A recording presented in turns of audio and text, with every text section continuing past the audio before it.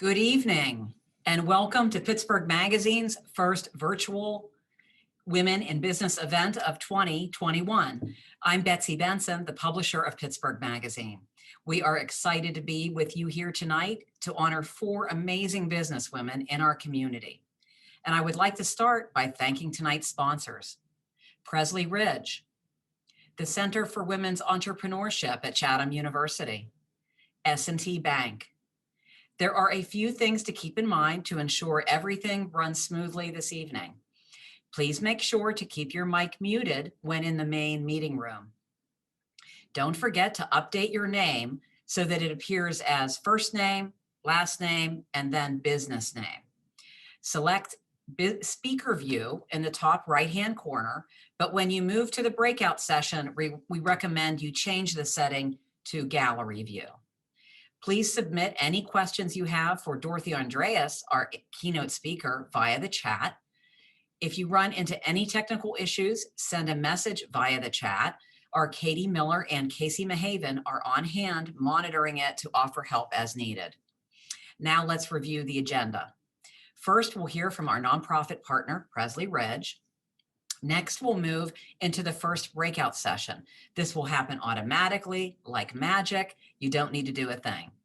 During the breakout session, you should introduce yourself and give a 1-minute elevator speech about you and/or your business or organization. Keep in mind that we hope our attendees develop business relationships with one another tonight. To make that a little easier in a speed networking format, we will share contact info for attendees in an email following the event tonight. After about 3 minutes, the breakout rooms will close and you'll be automatically transported back to this main meeting room. Then Jordan Kamatz from S&T Bank will say a few words. Then we'll have our honoree presentation. Following that presentation, we'll move into the second breakout session. Again, a speed networking setup. Then you will return to the main room for a 15-minute keynote presentation by Dorothy Andreas, followed by a brief Q&A. Following the keynote, we will move into the third and final breakout networking session. Again, it'll happen automatically. So now on to the program. I would like to welcome our nonprofit partner for this year's series, Pressley Ridge. Pressley Ridge provides families and children with hope and support through life's challenges. Elisa DeLuca is Director of Donor Engagement. Elisa. Thank you, Betsy. Good evening, everyone. Pressley Ridge is honored to be here tonight once again in partnership with Pittsburgh Magazine. Your contributions this evening will help us continue to support children and families right here in the Pittsburgh region, as well as in 5 other states. Pressley Ridge, for those of you who might not be familiar, was founded in Pittsburgh in 1832. 189 years later, we serve 10,000 individuals and families each year through foster care and adoption, specialized education, and mental health services, which we provide within the community, in homes and schools, as well as in our outpatient clinics. As an essential services provider, we have continued to support our kids and families while keeping our staff healthy and safe during this pandemic. With the stress of virtual learning, kids at home, job loss, and overall uncertainty, our families have needed us more during the past year than ever before. Most of our kids and families come from underserved communities, and many didn't have the technology needed to access our services once the pandemic hit. Thanks to the support of our community, we were able to give youth and families laptops, tablets, and internet service to learn remotely and continue receiving vital mental health services and foster care training. Our staff have been true heroes during this pandemic, going out of their way to ensure that families had access to food and medications, as well as emotional and educational support to help them through these difficult times. As the uncertainty continues, we vow to continue doing whatever it takes to provide hope and support for our kids and families. Your contribution to this evening's event will help us do just that, so thank you again for joining us. If you'd like more information, please visit our website at pressleyridge.org. And now please enjoy the rest of your evening. Thank you, Elisa. And thank you for the team at Pressley Ridge for providing these amazing services in our community's great time of need. At this time, we are going to move into our first breakout session. This session is going to be like speed dating. You will have about 3 minutes to introduce yourself and give your elevator pitch. The transition to the breakouts will happen automatically. There's nothing you need to do. After a few minutes, the breakout rooms will close and you'll be automatically brought back to this main meeting room for the honorees presentation. See you in the breakout.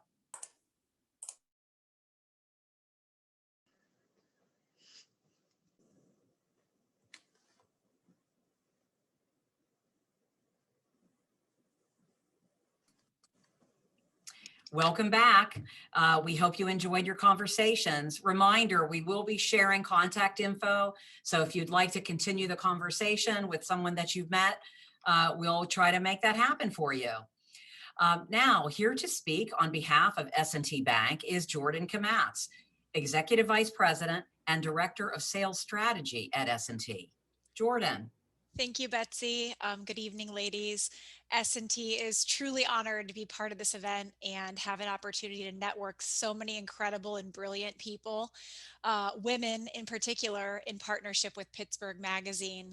And in light of celebrating the power of women in business and the impact of growing our own professional networks tonight, I wanted to share a bit about how S&T is supporting women in our organization to impact our customers and our community. So at S&T, we are fully committed to hire, develop, promote, and recognize the best talent in financial services. That's historically been a strength of ours and part of our 119-year success in the community. It's very important to note that women in the workforce and in various leadership roles have been a key to our bank's success. We strive to build relationships and opportunities targeted to help women overcome historical barriers toward women in the workforce, including working mothers and wives. We wear a lot of hats, ladies. By removing barriers and affording opportunities through coaching, mentoring, flexible work schedules, development, training, and promotions, we continue to celebrate our success and embrace our uniqueness. And all of these efforts are supported and endorsed by our executive leadership team and employee services at S&T. And our hope is really to work to place women in roles where they can find success and not only build their skills, but most importantly, their confidence. So we're providing a lot of opportunities for women to attend conferences, networking events, such as the one tonight. We have a networking event with Pennsylvania Women in Banking, and we have an in-house employee leadership resource group that's open to all employees where we can discuss important topics like glass ceilings and proactively seek to sponsor events such as this one tonight. I want to also give a shout out to Kristen Rombaugh, Jennifer Shikatano, and Christy Olsofsky. They're on tonight. If you're lucky to be in a breakout room with them, they are 3 recent examples of S&T women who have been promoted and taken on larger roles in our bank within the past year. So thank you for your time, and let's network. Thank you, Jordan. At this time, I have the honor to introduce you to our 4 honorees this evening. Melissa Stratos is Director of Sales and Business Development at Ideal Integrations, Inc. It provides clients with customized technology services and infrastructure around the world. In response to the ever-changing technology landscape, Ideal offers both on-premise and cloud-based infrastructure, network monitoring with a 24/7 network operations center, and recently founded a cybersecurity division called Blue Bastion. Melissa grew up in northern Pennsylvania and graduated from Point Park University with a degree in political science and a plan to become a lawyer. Melissa got involved in sales after graduation, and upon finding success almost immediately, never looked back.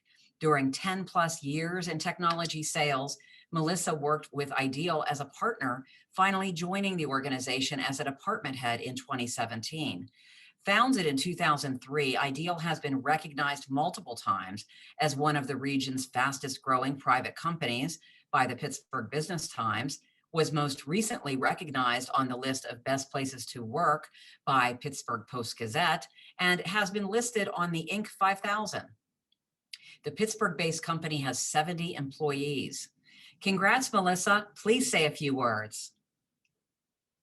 And I started on mute. So let's see here. All right, Betsy, sorry about that. And thank you for the introduction. I wanted to start out just by saying that I'm so grateful and honored to be recognized among such a successful group of women. I'd like to congratulate the other women who were recognized as well. Congratulations, and I look forward to getting to know you. Thank you to the Pressley Ridge team and to Pittsburgh Magazine as well for this opportunity. We know it's really exciting. I'd also like to thank my team at Ideal Integrations and friends and family as well. You know, without your support, we wouldn't be able to do this and enjoy what we do, you know, every day. So again, thank you to everybody that was involved. And I would just like to say also that I've been truly blessed in my career, you know, to have strong female leadership to learn from and strive to be like. And I just hope that I can give back a portion of what was given to me, you know, to the women that are coming up, you know, behind us, the generations to come. So, and again, thank you, Betsy. Thank you. Thank you very much. Sure. Naisha Arcelai left her hometown of San Juan, Puerto Rico, and built a career at some of the largest companies in the country. She spent nearly 8 years at a Fortune 50 company, 4 years at a Fortune 100 company, and worked as a senior vice president at a Fortune 200 company, all before launching a business. Naisha had a deep passion for helping organizational leaders thrive, but she still had no expectations beyond earning an acceptable income and enjoying a lot more flexibility. The first couple of years were a huge challenge, Naisha says, but today she reports her 4-year-old company called Pressley is growing at more than 50% year over year. Naisha works with business leaders to transform their organizations and enable their internal cultures to shine. She also personally coaches her early career individuals looking to jumpstart their professional goals. In 2019, Naisha wrote a book to share her personal formula for career success. The Little Blue Book, The Girl's Guide to Owning Your Professional Development, made the list of Amazon top releases, and in October 2019 was listed at number 37 on the Amazon bestsellers list. Congrats, Naisha. We now invite her to say a few words. Thank you so much. I have to echo Melissa's words. I am incredibly honored with this recognition.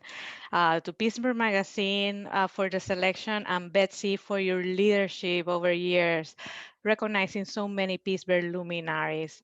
I also want to thank my family, my friends, and my advocates, because it does take a village to accomplish everything that you want to accomplish in your life and your career and have everything within balance. I want to special thank my neighbor Leah, who is here and is taking care of my kids so that I could be here tonight without any interruptions. And especially thank my husband for the amazing support on all of this crazy ride over the last 4.5 years. And especially tonight for being so supportive and exchanging our anniversary celebration for me hanging out with all of these wonderful women here. Well, congratulations. A happy anniversary, Naisha. Thank you. Thank you so much. Rachel L. Copper is Director of Business Operations and Finance at Knopp Biosciences, a small drug discovery and development company focused on treatments for immunological and neurological diseases such as eosinophilic asthma, epilepsy, and neuropathic pain. Rachel manages finance, HR, and IT functions, as well as investor engagements, document management, and operational facilities. In 2012, the Southside-based company encouraged Rachel's participation in the formation of a Women in Bio chapter for Pittsburgh. Rachel was part of a team that created a volunteer-powered 501c3 that is part of a network of chapters across North America. Its mission is to promote and advance the careers of women in life sciences through networking and education. Its programs include the National Spring into STEM program for middle school students and a Boardroom Ready program for executives.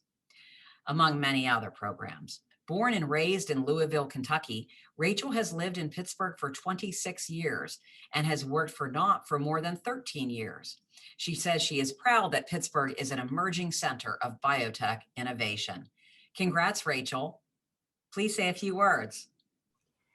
Thank you, Betsy, so much. I really appreciate that. I have to admit that it was really a surprise to receive your invitation to be featured alongside these other leaders who are making such an impact in our area. WIB, Women in Bio, quite frankly, set my life on a fresh trajectory at a time that I really needed that little boost of inspiration. And throughout the last 8 years, I've enjoyed and I've treasured every single one of the connections that I've made as a result, not only of working at Keynote Biosciences, but also volunteering with WIB. Pittsburgh is really full of some pretty cool people, and there are a lot of them here in this room, and I can't wait to talk to more of you.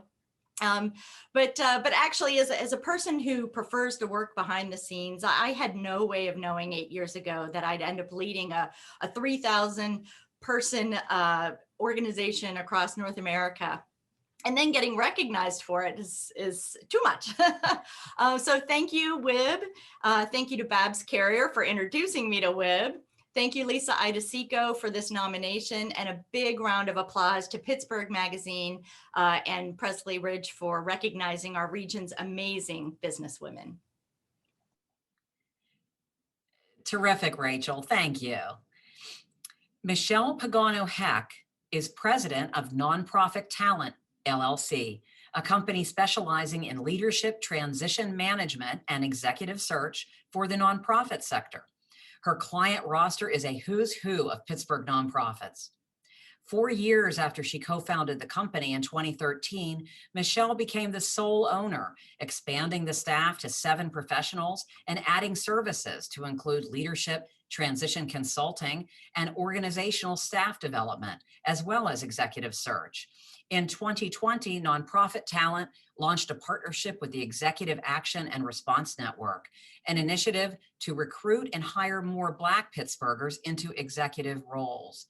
A self-described unintentional entrepreneur, Michelle's career path initially was dominated by positions with mission-driven organizations such as the former Pittsburgh AIDS Task Force, WQED Multimedia, the Children's Home, and the American Cancer Society. Today, her business helps organizations fulfill their missions by finding the best people to lead them. Congrats, Michelle. Please say a few words.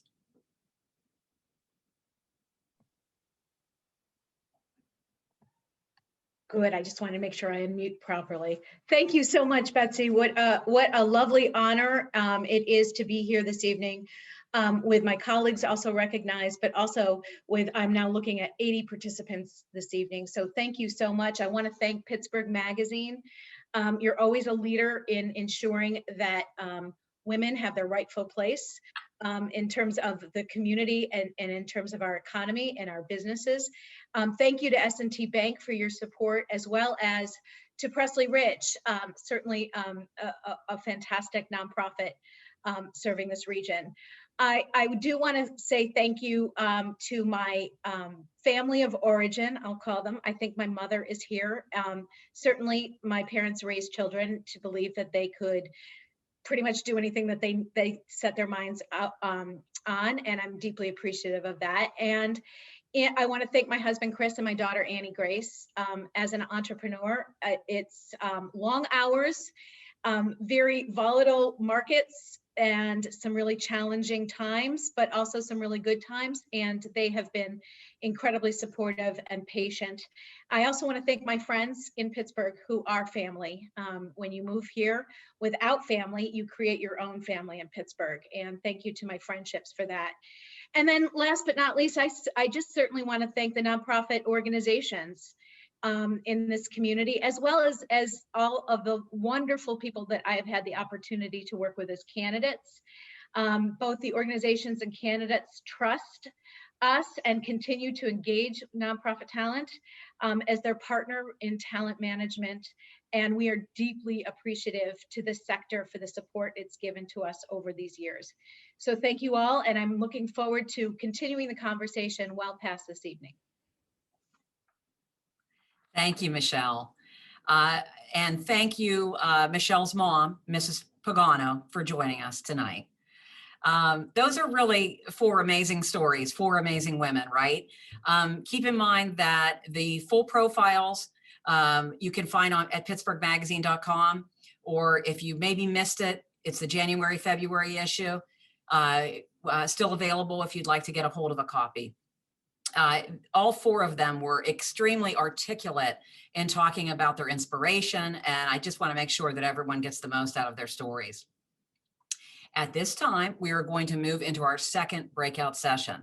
The transition to the breakouts will happen automatically. There is nothing you need to do.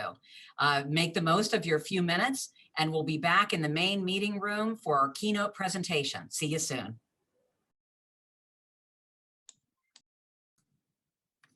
Welcome back.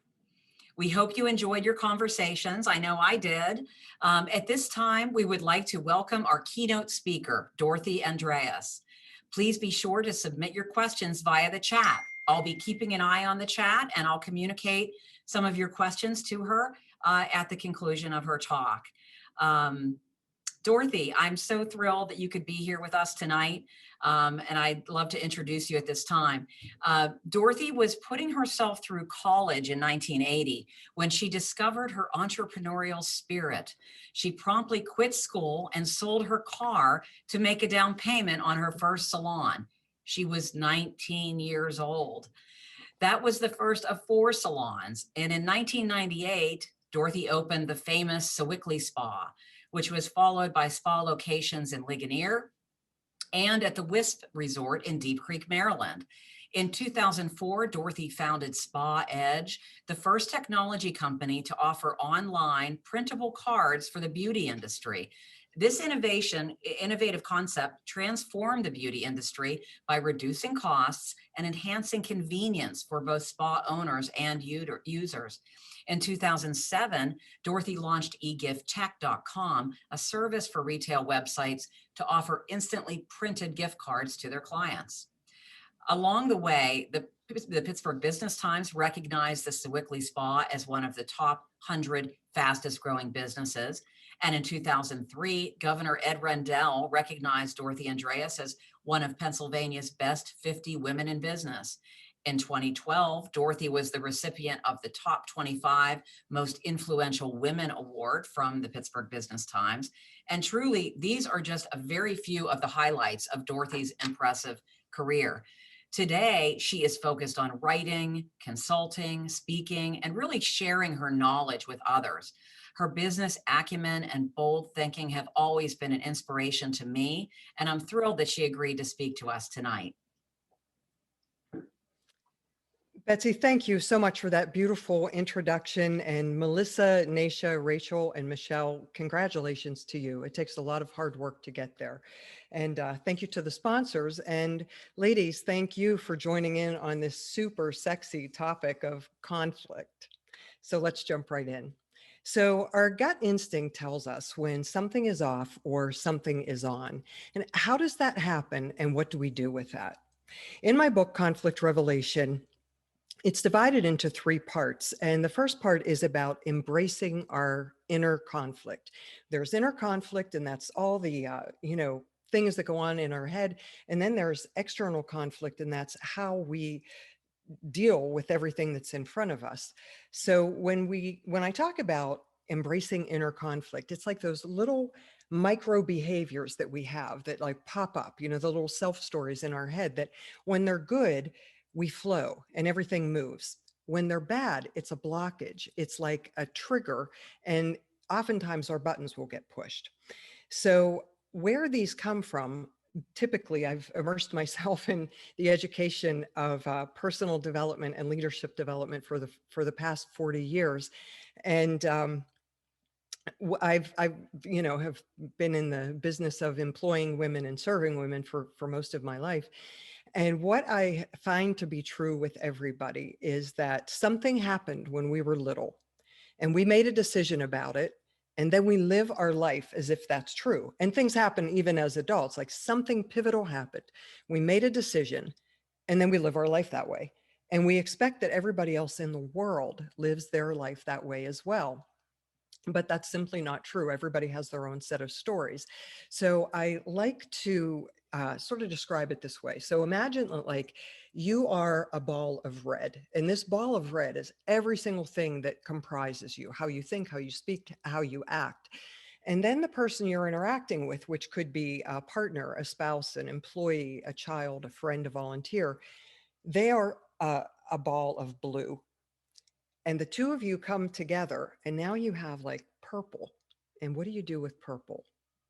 As the leader, we are responsible for making sure that purple is absolutely beautiful and brilliant and so enticing that people want to stay in our space, especially if there are employees at our company, because the cost of turnover is just really crazy. The most expensive cost in business is not knowing what we don't know. And when we are not embracing our own conflict, because either it's painful, it's universally painful, our brains are designed to focus on pleasure and avoid pain. So that's what we tend to do as human beings across the planet. So we either don't want to deal with it, or we don't have the time to deal with it. And that will come back and haunt us in every area of our life. It shows up in forms of drama, and it shows up in forms of chaos. And then, we're going through life thinking like, oh, my culture is great in my company, as they're planning the walkout. And, in the 40 years, I've started 9 businesses. I've owned 11. And when I wrote the first book that went to bestseller on Amazon, it's like so exciting when that happens. It was a culmination of 40 years of how I had to figure out how to be a single mother, how to navigate through terrifying situations, financial situations, personal situations, and be able to keep my vision and grow a company that people wanted to work in. And when I wrote the second book, Conflict Revelation, that also went to bestseller. So thank you if any of you are on here who are purchased that. I appreciate it. It is because for some reason we figured out how in my companies to keep employees, day one employees, for decades in the beauty services and in restaurant business. And those are the 2 primary companies. And that's a hard thing to do. And I believe it all comes from having a system, but being able to be really authentic in our communication with staff, embracing ourselves. I'm a big believer in 360-degree feedback. And, that's a vulnerable spot to be when you open yourself up to your whole staff telling you how you could be better. But I promise you, if they're not telling you, they're telling somebody else when they go home from work. So finding out that information really gives us a unique and distinct advantage in our company. And, I think as women, as a gender, we are innately conditioned to be pleasers. And I have just watched this for decades that, I know we really don't love what's happening, but we shake our head and say yes, and we say, oh yeah, sure, I'll do that. Yeah, that's the movie I wanted to see. That meal was great. Ooh, baby, that's exactly what I wanted. And we are not really being authentic because we know that we just want to make people feel good because that's how we've been conditioned to be. And what happens when we do that, that's inauthenticity. And that creates a little sense of guilt within us. And this is primarily at a subconscious level, unless you're doing this kind of study on human behavior as well. But what we do is then we over deliver, and we give we say yes when we should be saying no. And we take on just crazy amounts of stuff because we have this little bit of guilt because we are not comfortable being authentically honest about what pleases us, what satisfies us, and what we really need to feel complete in our own life. Betsy made reference to I did leave college when I was 19 years old. I was working 3 jobs to put myself through school, and I did not have any financial or emotional support at that time. I'd gone to a vo-tech school during high school, so I had a cosmetology teaching license, and I was putting myself through college to get a regular state certification. And it was hard. It was really hard. This hair salon came up for sale. And I thought, wow, I could, work for myself and not have to get that degree. Not having a clue what I didn't even know, because I was 19 and like too young and, couldn't figure it out. I was so proud of myself. I went home that day and I told my dad, Dad, I just signed a contract. I'm going to buy a business and I need your help. I need to sell my car because I need that money for the business. And I thought he was going to be so proud of me, but he wasn't.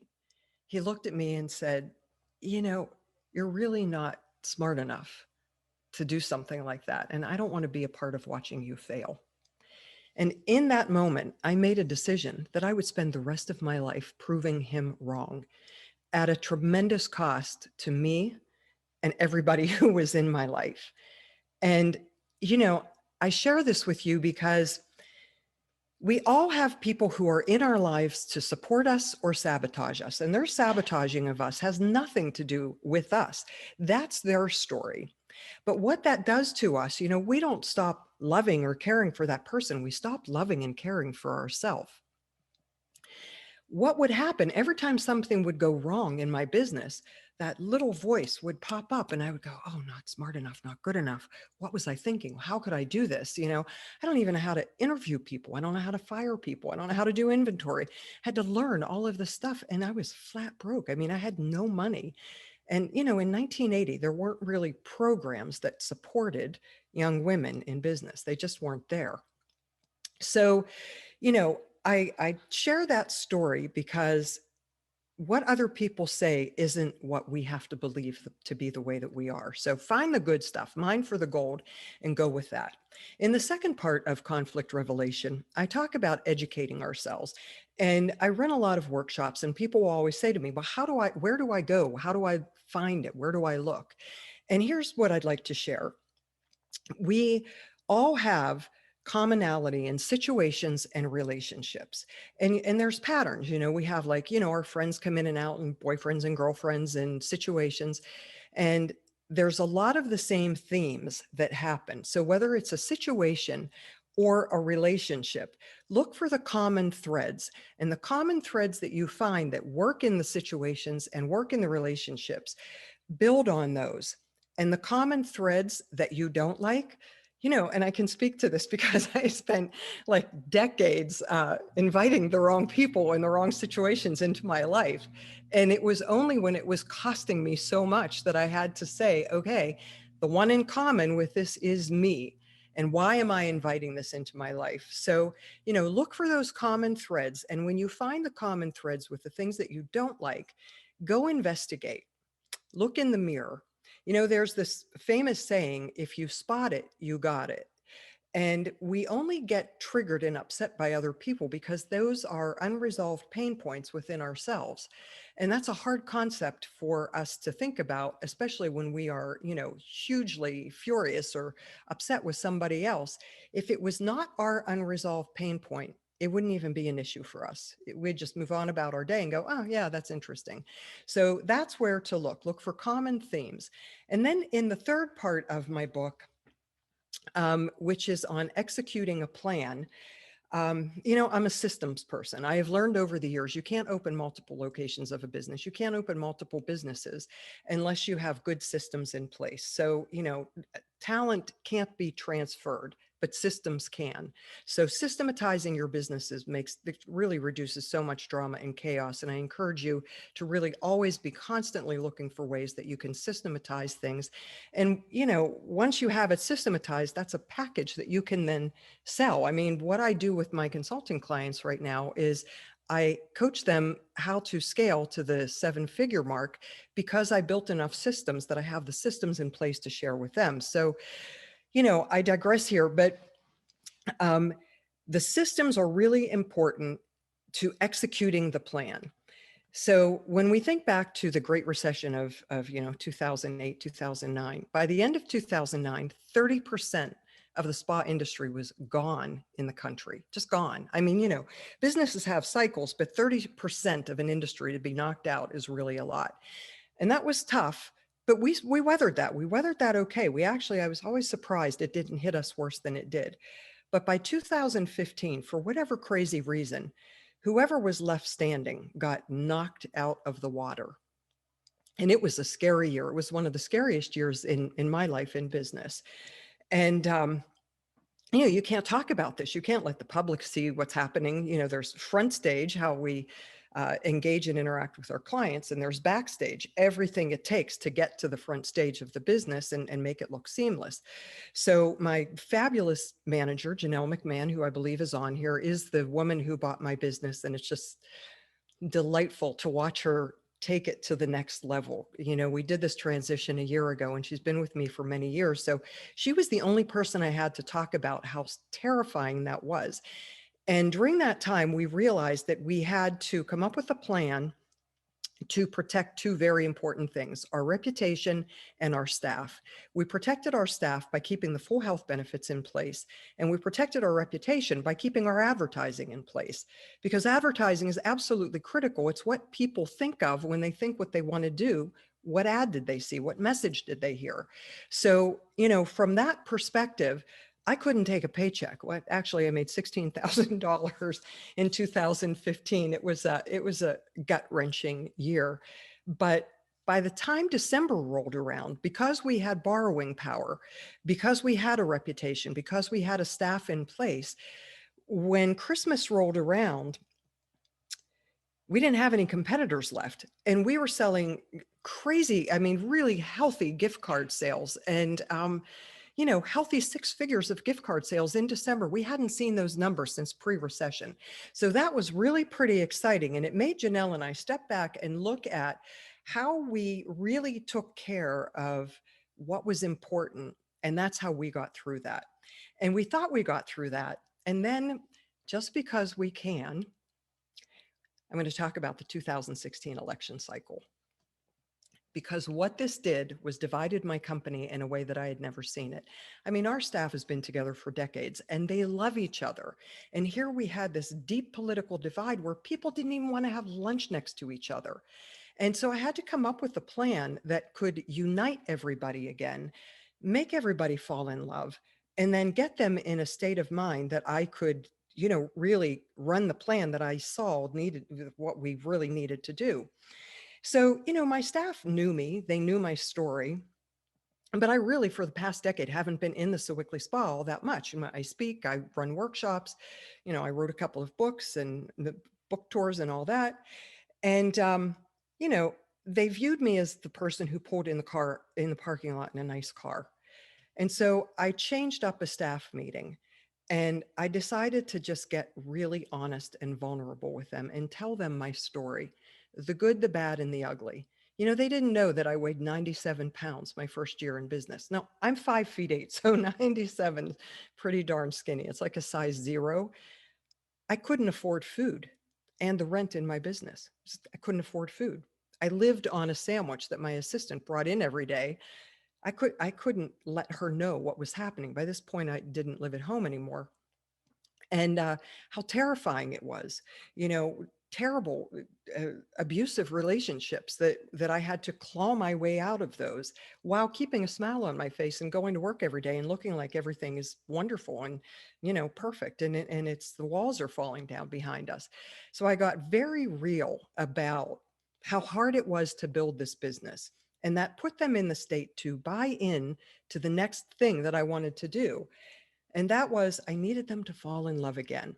They didn't have to like each other. They didn't have to agree with each other, but they had to admire each other. So everybody had to go around the room, and this process took an hour because it was a big group of people. We had to go around the room and say what we admired in everybody. Each person had to go around the room and say it about everybody.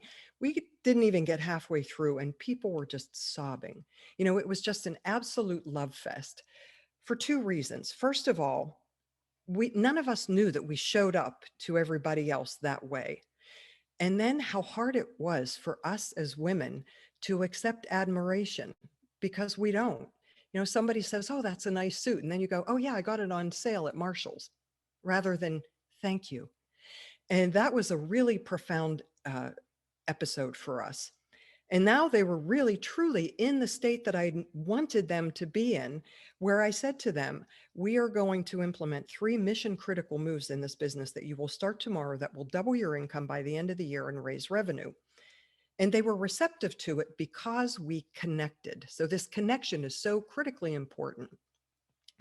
The number one problem that I see in high producers is that everybody feels they don't have time to manage all of this. So we don't have time and we don't have the sense of life balance, like either our family's good or our business is good or our volunteer opportunities are good and our health is suffering.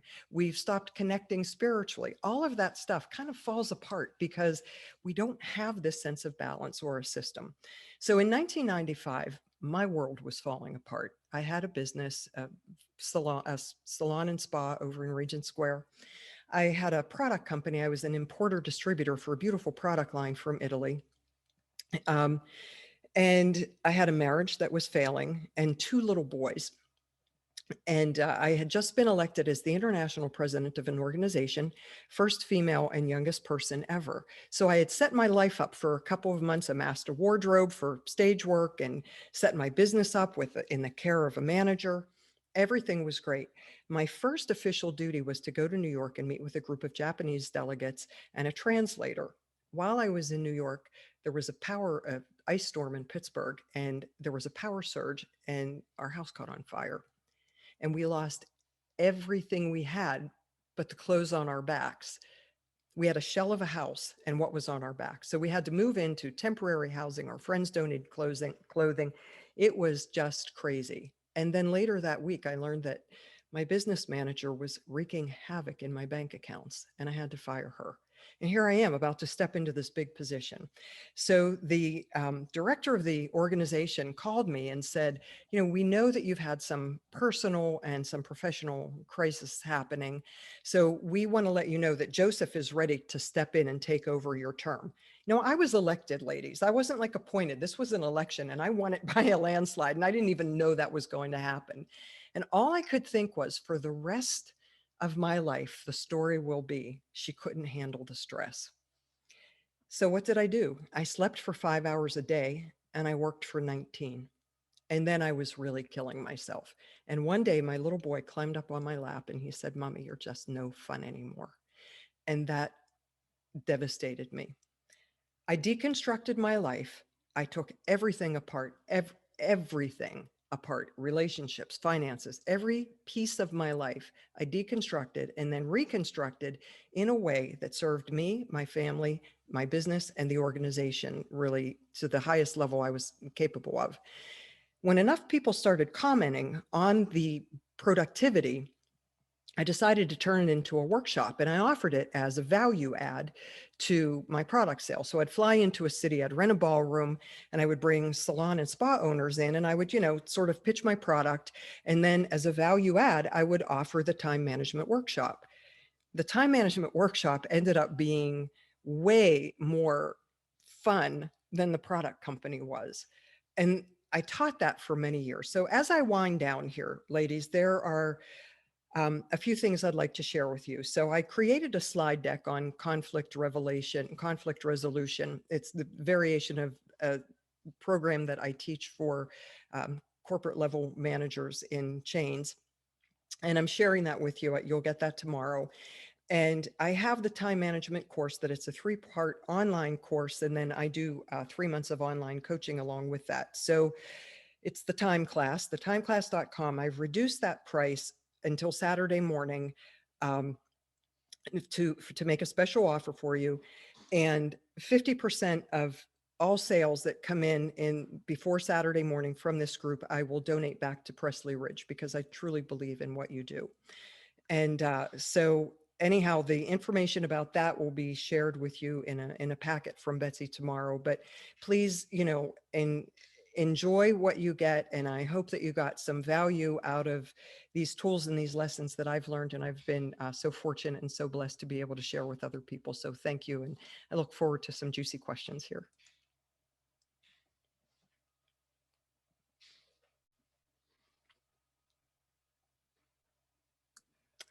Thank you, Dorothy. Fantastic. I miss seeing you. And every time I saw you over the years, you always shared something. Back then, we didn't use the word authentic. I don't think we had invented that word yet, but you've always been that authentic businesswoman who is willing to be vulnerable and share your lessons and your successes and your failures, everything. So thank you for being so open and lovely for us tonight. We do have a question about those 360 sessions. You know, one of our participants said that they tried them in her organization, and the leaders weren't accepting of the feedback, and the whole thing sort of fell apart. So could you just offer a little bit more on the 360s? Sure. I mean, when we're protective and defensive, we're not going to accept any feedback from anybody. All we're going to be doing is listening for what they say and thinking how we can make ourselves look good. I believe that is fear of being honest with ourselves, because if we're honest with ourselves, we all have to say we're not perfect. We all have room for improvement. We all have room for growth. And if you're working in my business, I want to know what you think about me.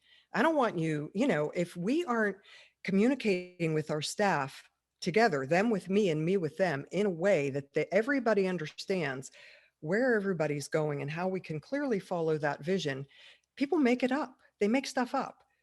We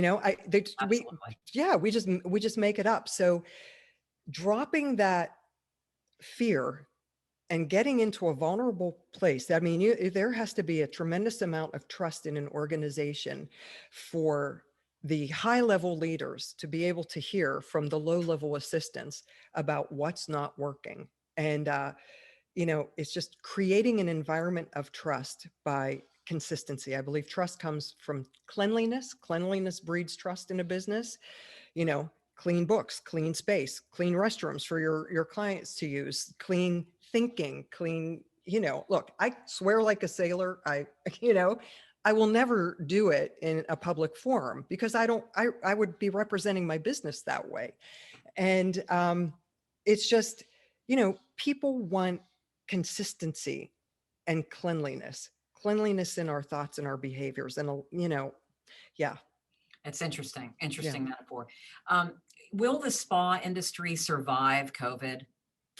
I believe that it will, but I believe that it's going to be very different. Medical spas, it's not really a spa. I mean, come on, you brace yourself to go get a needle put in your face. You're coming to the spa to put a robe on, like you can't wait. You turn the ringer off on your phone. So medical spas position themselves to, I believe, ride off of the flag that, businesses like ours have been waving for many years. And they will survive because the medical community, that there's deep pockets there. Hotel spas will survive because they're a part of a hotel. For the independent spa owner, or a salon that's converted half of their location to a spa, that is, you really feel like you're going to a spa, not a salon, there is a rich and unique opportunity. Janelle's been running the business full on for a while, and she's owned it for quite some time now. And we see how strong that business is because I consult with Janelle. We see how strong that business is because right now, people feel so marginalized that if there is a place that you can go and feel taken care of, like somebody is rubbing your feet, they want you to feel that good, there's not too many places that we can go and do that. And as we move more into everything is tech, if we were in a room, we'd be hugging each other tonight. That human touch, man, we miss it. Where can you get safe, healthy human touch? When you get your nails done, when you get your hair done, when you get a massage, when you get a facial, it's the personal services businesses I think are going to thrive going forward. Yeah. We have a bunch of good questions in here. I don't know that we're going to have time for them all, but this is a good one. And it's from one of our honorees, Rachel. What techniques do you use to evaluate opportunities to say yes to and which opportunities to decline?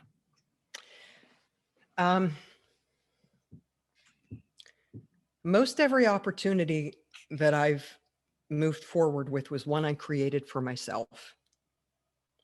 And I don't say that arrogantly at all.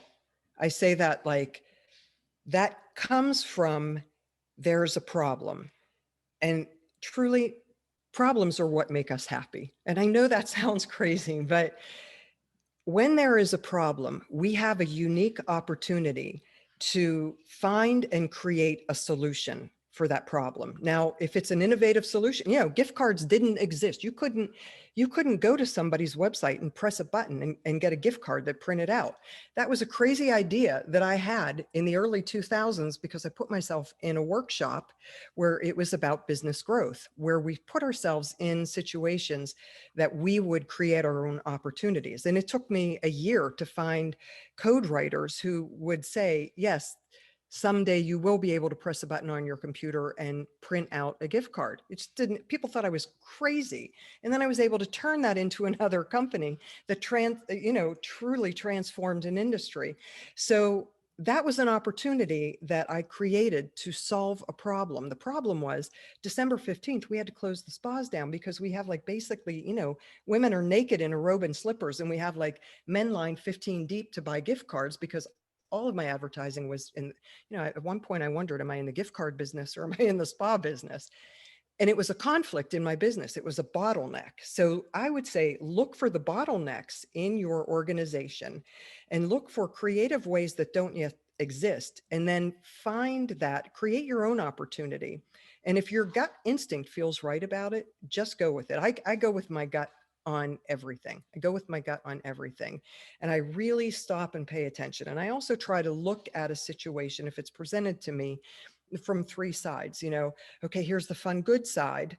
Here's the reality side. And what's the worst side? And by looking at that from, all three sides really helps me determine, do I want to move forward with this, whether it's my idea or somebody else, presents something to me.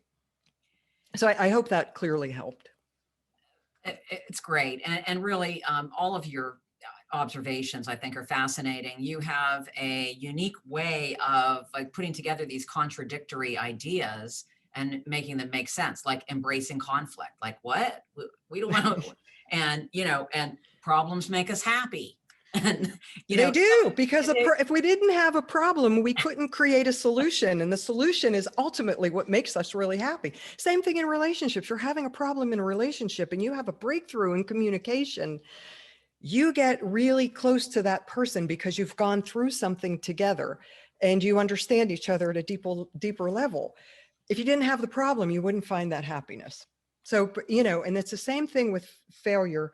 And I'll make this really brief. If we try something and it doesn't work, it doesn't mean it failed. It doesn't mean we failed. It's just feedback of what not to do next. When I was looking for what I was going to write the first book about, my son said to me, Mom, you move us through chaos quicker than anybody I know. Write a book about eliminating chaos. So there you go. Streamline success, eliminate chaos from your service business.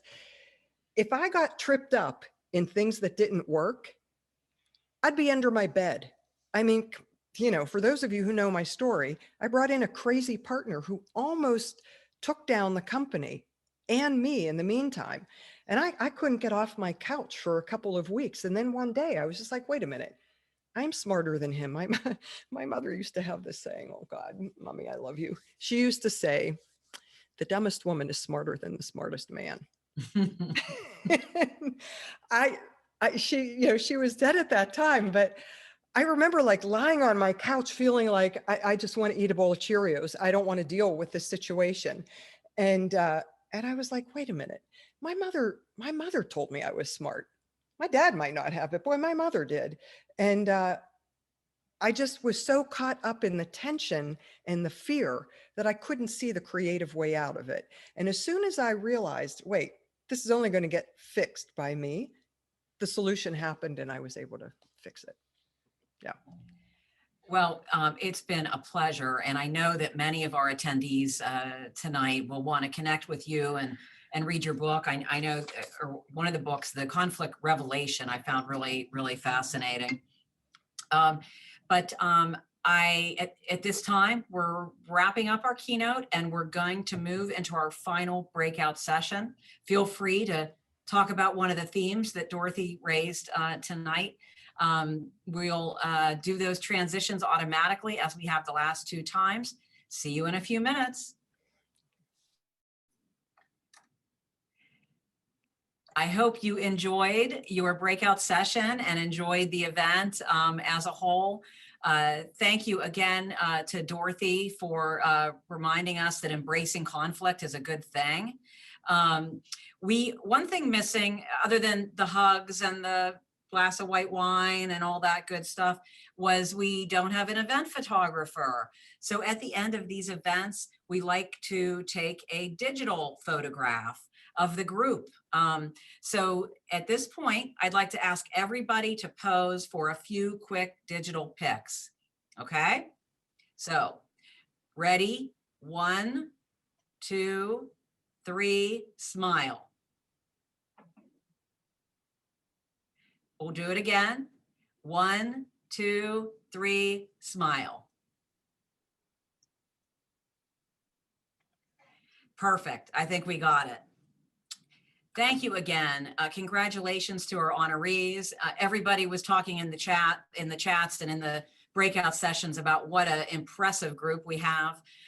We really enjoyed it. We're glad that we can come together even under a more unusual situation. I hope you learned something new.